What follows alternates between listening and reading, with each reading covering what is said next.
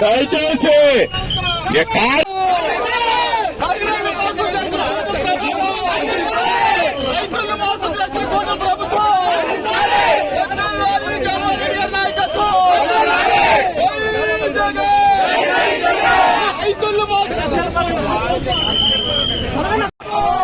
గోవింద గోవింద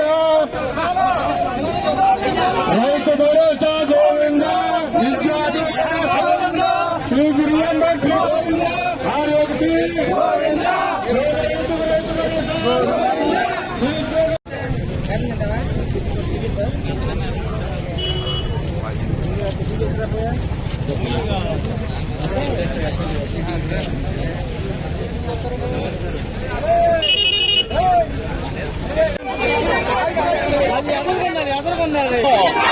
నశించాలి teacher post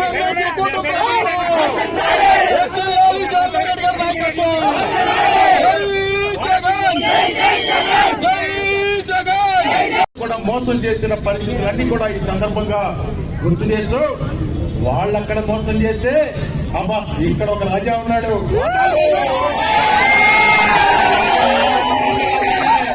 అన్నిటికీ రాజానే, రాజా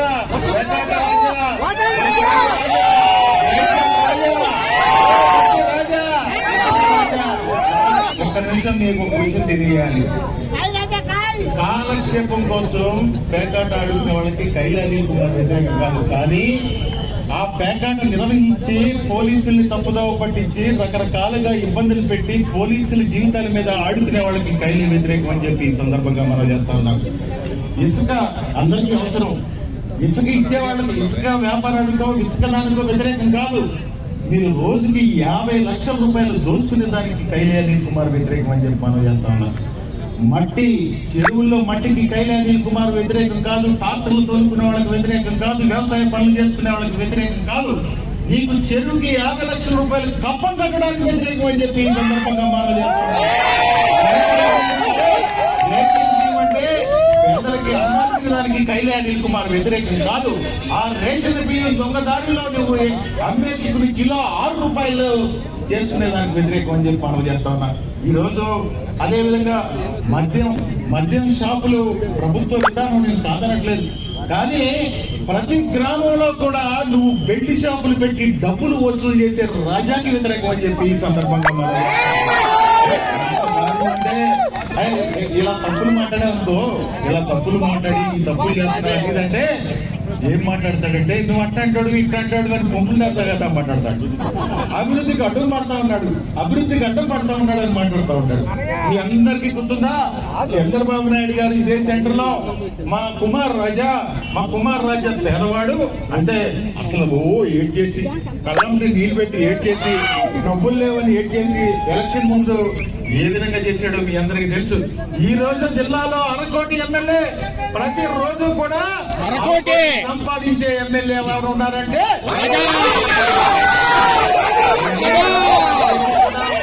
చరమగీతం పడే రోజులు దగ్గరలో ఉన్నాయని చెప్పి కూడా ఈ సందర్భంగా మనం చేసుకుంటూ నా బలం వైఎస్ఆర్ కాంగ్రెస్ పార్టీ పామర్ నియోజకవర్గ కార్యకర్తలుగా చెప్పడం నాకు ఏ ప్రయారిటీ లేదు, నాకు ఏ ప్రయారిటీ లేదు. ఎవరన్నా జడిపించినా జడిసే కైలా అనిల్ కుమార్ కాదు. లెక్క పోరాటంలో ఒకవేళ ఏదైనా జరిగినా దానికి సిద్ధంగా ఉండే రాజకీయాల్లోకి వచ్చారని చెప్పడం జగన్మోహన్ రెడ్డి గారి నాయకత్వంలో చివరి వరకు కూడా కూడా పామర్ నియోజకవర్గ కార్యకర్తల కోసం ప్రజల కోసం ప్రాణం ఇస్తానని చెప్పి కూడా మనం చేస్తా ఉన్నాం. బాపులపాటు నుంచి వచ్చారని చెప్తారండి. నువ్వు వచ్చింది పిడుగుల కాలం నుంచి వచ్చావు ఇక్కడికి. పిడుగులు కురిపిస్తా ప్రజలకు దోచుకుంటానికి నువ్వు వచ్చావు. ఆ ఒక నిమిషాన్ని గుర్తుపెట్టుకో కుమార్ రాజా. మాది కృష్ణా జిల్లా, నేను కృష్ణా జిల్లాలో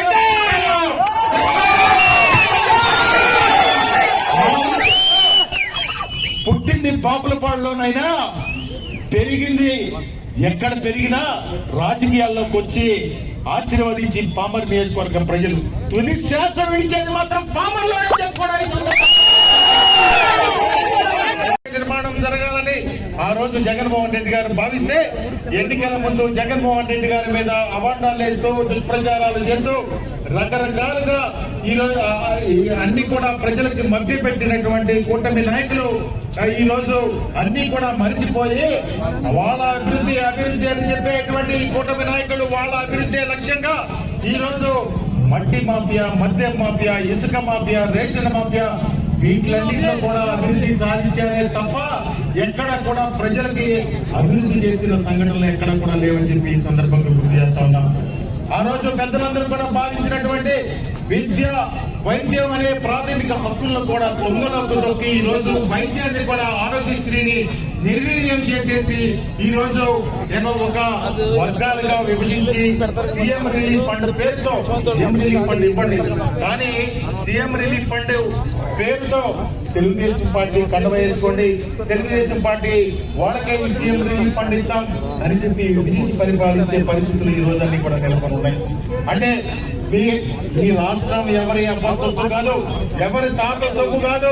ఈ రాష్ట్రంలో ప్రజలందరూ కూడా పన్ను కడితే మీరు ఈ రోజు పరిపాలిస్తా ఉన్నారు. ఈ రోజు చంద్రబాబు నాయుడు గారి గురించి వారసత్వంగా లోకేష్ గారికి వచ్చిన ఆస్తి మాత్రం ఈ రాష్ట్రం కాదని చెప్పి మనం చేస్తా ఉన్నాం.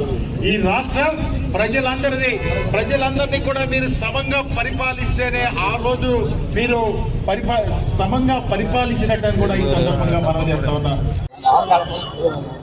కూటమి ప్రభుత్వం వచ్చి 2 సంవత్సరాలు పూర్తయింది.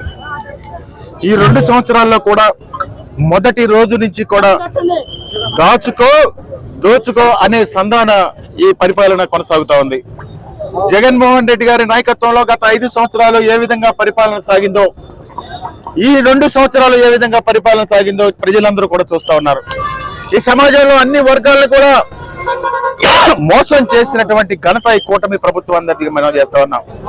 అన్ని వర్గాలంటే ముఖ్యంగా రైతుల్ని, అదేవిధంగా విద్యార్థుల్ని, మహిళల్ని, అంటే అన్ని వర్గాల ప్రజల్ని మోసం చేసినటువంటి ఘనత ఈ చంద్రబాబు నాయుడు గారిదని చెప్పి ఈ సందర్భంగా గుర్తు చేస్తా ఉన్నా. చంద్రబాబు నాయుడు గారు ఆ రోజు ఎన్నికల ముందు రైతుల్ని ఉద్ధరిస్తానని చెప్పారు. రైతులకి కేంద్ర ప్రభుత్వంతో సంబంధం లేకుండా 20,000 రూపాయలు ఇస్తారని చెప్పారు. కేంద్ర 20,000 సంగతి పక్కన పెట్టు, రైతులకి యూరియా కూడా ఇవ్వలేని పరిస్థితుల్లో ఈ రోజు ఈ రాష్ట్రంలో ఈ ప్రభుత్వం ఉందని చెప్పుకోవడం మనం చేస్తా ఉన్నాం. యూరియా సంగతి ఒక పక్కన పెట్టండి, తాగు నీరు కూడా ఇవ్వలేని పరిస్థితులు ఈ రాష్ట్రంలో నెలకొని ఉన్నాయని చెప్పి కూడా ఈ సందర్భంగా మనం చేస్తా ఉన్నాం. అన్ని కూడా అమ్మేసుకుని ఈ కౌలు రైతుల గురించి అయితే పట్టించుకునే పరిస్థితులే ఈ రాష్ట్రం రాష్ట్రంలో లేవని చెప్పి కూడా ఈ సందర్భంగా గుర్తు చేస్తా ఉన్నాం. అదేవిధంగా మహిళల గురించి పట్టించుకునే పరిస్థితి లేవు. మహిళలకి వాళ్ళు ఇస్తానన్నటువంటి 1500 రూపాయలు కానీ, నిరుద్యోగ భృతి కానీ ఎక్కడా కూడా ఇచ్చే పరిస్థితులు ఈ రాష్ట్రంలో వాళ్ళు చెప్పినటువంటి కార్యక్రమాలు ఏవి కూడా అమలు చేయనటువంటి పరిస్థితులు ఈ కూటమి ప్రభుత్వంలో నెలకొల్లని చెప్పి కూడా మనం చేస్తా ఉన్నాం. నిరుద్యోగ భృతి ఇవ్వకపోగా వాళ్ళు భర్తీ చేస్తానన్నటువంటి మెగా డిఎస్సిని కూడా తొంగలోకి తొక్కి ఈ రోజు అవినీతి అక్రమాలతో వాళ్ళ సొంత మనుషులతో ఇది చేసేసి వాళ్ళు ఆ డిఎస్సి పోస్టులు కూడా అమ్ముకున్నటువంటి పరిస్థితులన్నీ కూడా ఈ సందర్భంగా గుర్తు చేస్తా ఉన్నా. నీ కార్యకర్తల కోసమా డిఎస్సి పెట్టింది? నీ కార్యకర్తల కోసమా నువ్వు ఈ వ్యవహారాలన్నీ చేసేది? ఈ మట్టి మాఫియా గాని, ఈ ఇసుక మాఫియా గాని, రేషన్ మాఫియా గాని మీ శాసనసభ్యులు, మీ మంత్రుల యొక్క అభివృద్ధి కోసం తప్ప ప్రజల అభివృద్ధి కోసం ఏమాత్రం కాదని చెప్పి ఈ సందర్భంగా మనం చేస్తాం.